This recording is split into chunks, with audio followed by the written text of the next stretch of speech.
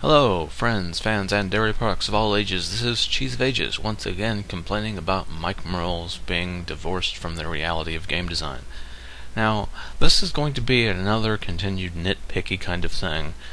You know, digging far too deep into something Mike Mearls has said, and taking game design far too seriously. But we're looking at a Mike Mearls Legends and Lore article, a matter of priorities, saying how they're heading forwards and designing how they balance spellcasters and non-spellcasting allies, and ranking priority of options. I quote, let's see, where is that in the page? If my class gives me an ability to become an awesome archer, I should be a better archer than other characters whose classes give them no archery ability, but who took feats or can cast spells on themselves to gain that ability. Classes ranked higher on the list than spells or feats, therefore class wins. Therefore, class will give you a better bonus than magic generally will to things. And I'm perfectly fine with that. You know, something that's built around being stealthy should be better at it than somebody that just whooped a spell and has no ability and to actually fully utilize the magical boost.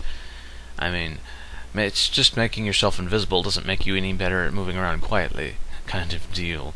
But my main complaint about this is how he ranked other options in this scale of how important these elements of your character should be to giving you boosts.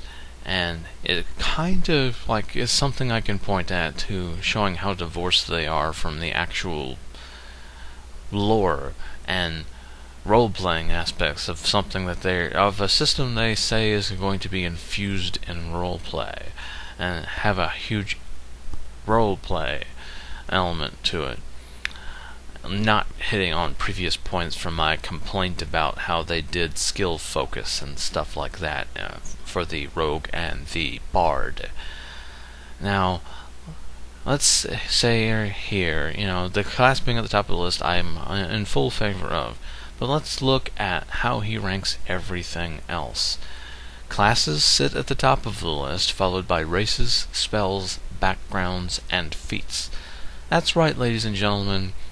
Your background, what your character has done and how he has lived up to this point, is second to last on the list, which means your profession, of course, is going to be the greatest influence on your skills, but and your capabilities. But then race has the second most, and spells is the third most, and then backgrounds are coming up in the rear. So what basically this intrinsically means is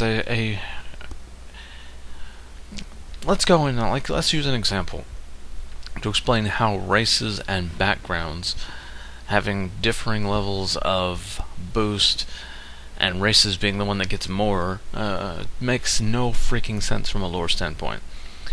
Saying races is number 2 and backgrounds is number 4, it's like saying a homeless Asian man is going to have a stronger boost to his mathematical ability than somebody that has graduated high school, has mathematics as a hobby, and is going to go to college to take a degree of some kind in a mathematical field. The inherent boost to mathematical ability from being Asian, because Asians are statistically better at math, is going to be more significant than the entire love of math and high school education of that person that likes math and is going to go to college for it. That is what this is saying. Verbatim. It's saying just if you're born to a race that's good at something, it's going to be a more potent effect. You're going to be slightly better at that than somebody that's been doing it for 15 years or more, even if you haven't done it. Your boost is going to be a little bit better than theirs. That's fucking stupid. That is so fucking stupid. And I understand, like, how backgrounds, they're speaking about backgrounds from a mechanical standpoint, but this just illustrates how divorced they are in this.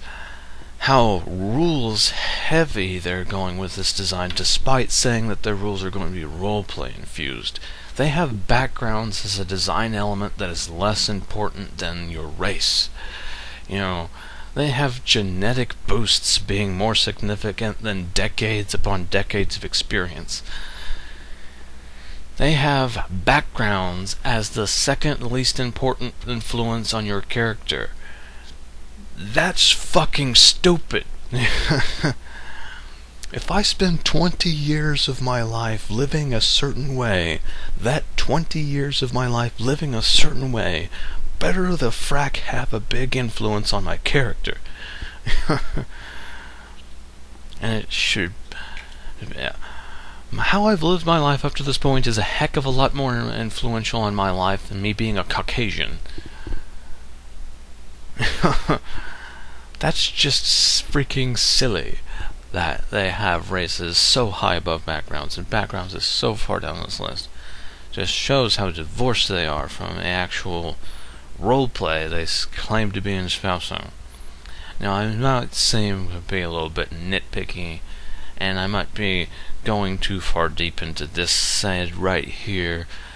And in the rules, there's not a huge amount of difference between backgrounds and races as far as potency goes, but this is a design mentality problem, not a design problem. That means that this statement says that backgrounds will be much less important than race from a design perspective going forward. That is the problem.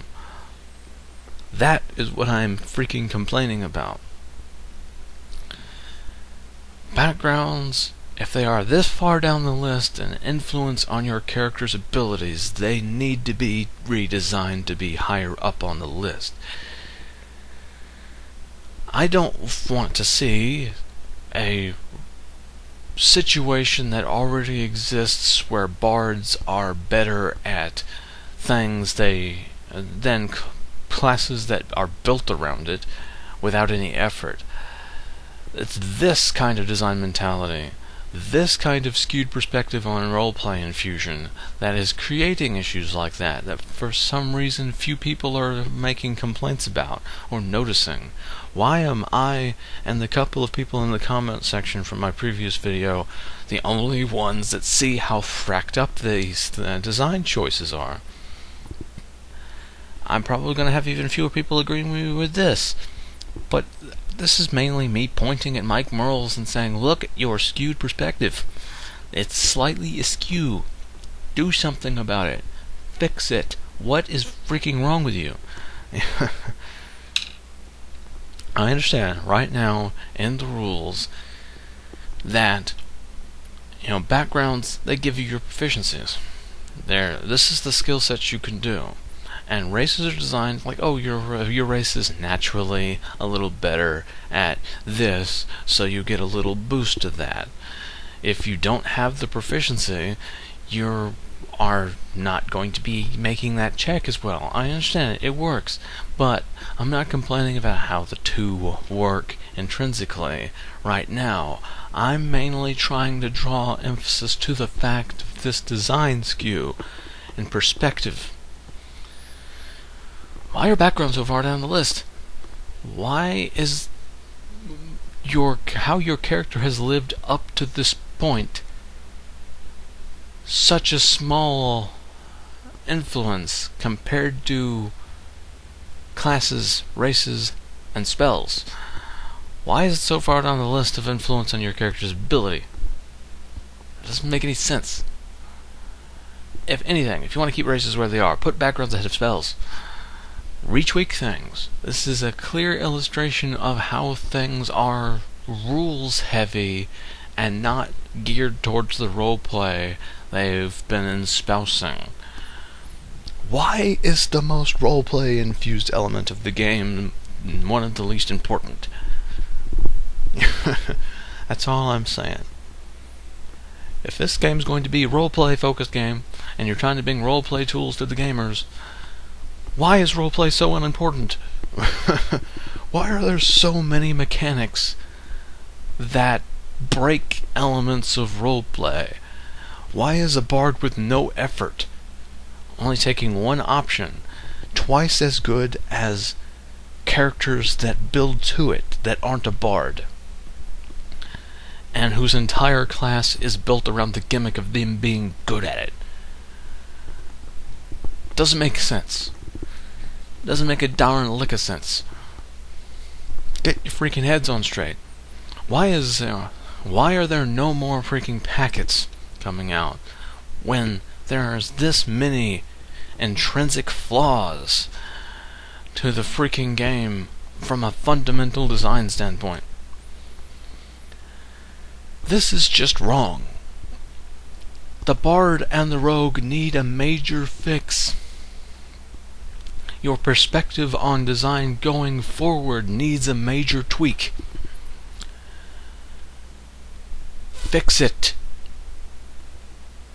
This is Cheese of Ages signing off.